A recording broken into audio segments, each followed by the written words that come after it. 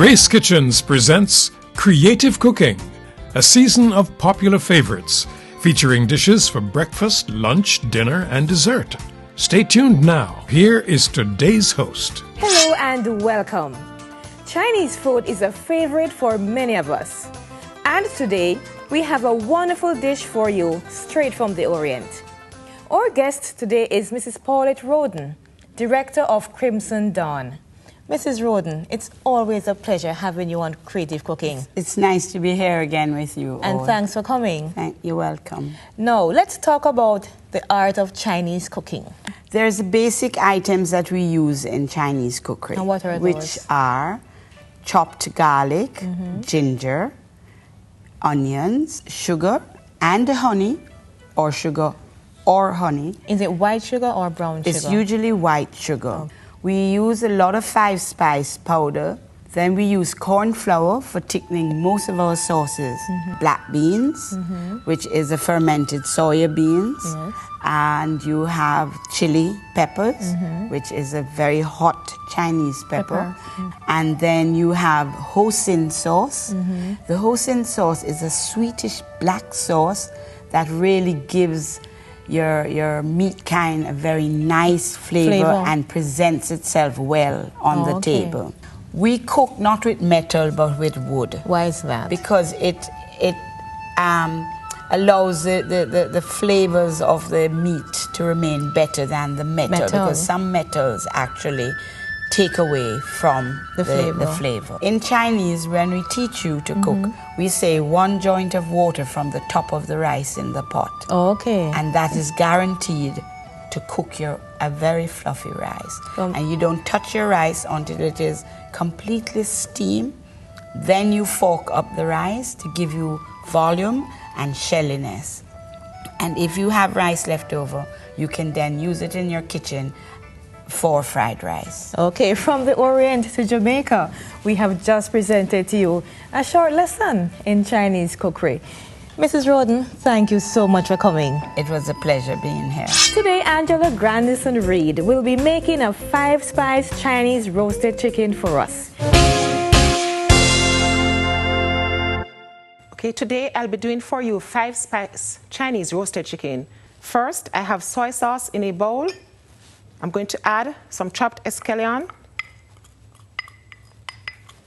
some salt for flavor,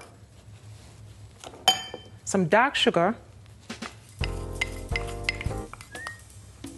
and the secret here is the 5 spices. It's a combination of 5 spices.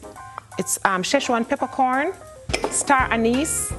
You also have cinnamon, clove, and ground fennel seed. I'm going to use a marinade to season the chicken. I'm going to put some in the cavity of the bird because you want it to be really flavorful and tasty. Some under the skin. I'm making sure that all the areas of the chicken is covered with the marinade. And I'm going to put the legs together because you want the shape to be nice when you're finished cooking.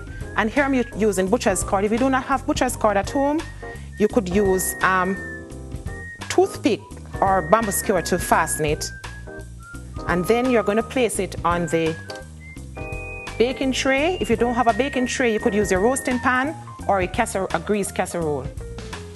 I'm going to be using foil paper to cover it because the foil helps it to cook a little quicker and it seals in the moisture so the chicken is more succulent. So put it in the oven, 350 degrees Fahrenheit or 180 degrees Celsius for 1.5 hours. And in the meanwhile, I'm going to be making the 5-spice Chinese sauce to accompany the roasted chicken. To the pot, I'm going to add some chicken drippings. The chicken drippings, you get it from the roasted chicken. And it has all the flavors of the chicken and the marinade. Some chicken stock that has been made from cock soup and hot water. I'll be adding carrots that has already been blanched and sliced, some chopped escallion,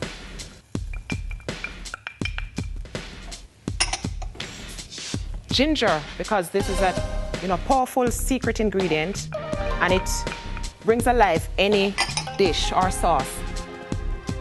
Sauce is now ready for the cornstarch, which is a thickener. And I'll add it to it, stirring constantly to ensure it doesn't lump on you. And I'm going to spoon it on to the chicken because I have already prepared a chicken for you, and it's nicely chopped and plated. So the sauce I will pour on. Hi, Angelo. Hi, Carleen. How are you? I'm good. I see you have mastered the art of Chinese cooking. Not quite, but I'm getting there. Surely I'm getting there. I'm really impressed. I can't wait to have lunch or dinner.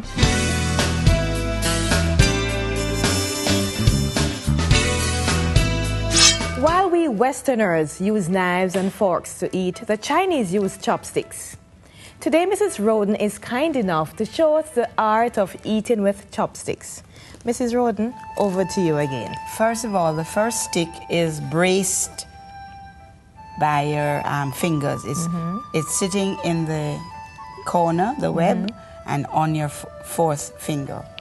And then only the top one is being manipulated by holding, pressing against it between the thumb and the index finger. Oh, okay. And then you have the grip. So you normally see the Chinese, they do that. It's to equal it so that it is. Okay. You're presented with a bowl of rice, generally covered.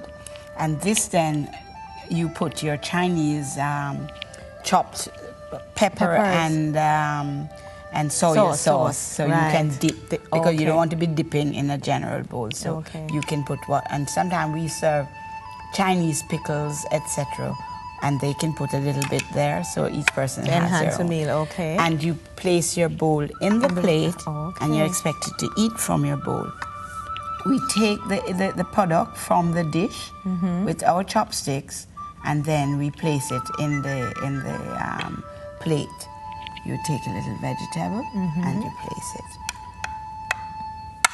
Then you are going to eat your rice. Now, if you notice how the rice is very fluffy and shelly, so that you can actually, and when it is really hot, it sticks together. So when you lift it, you get it. So normally we just take, you're expected to take the bowl to your mouth, and then you take a little bit up.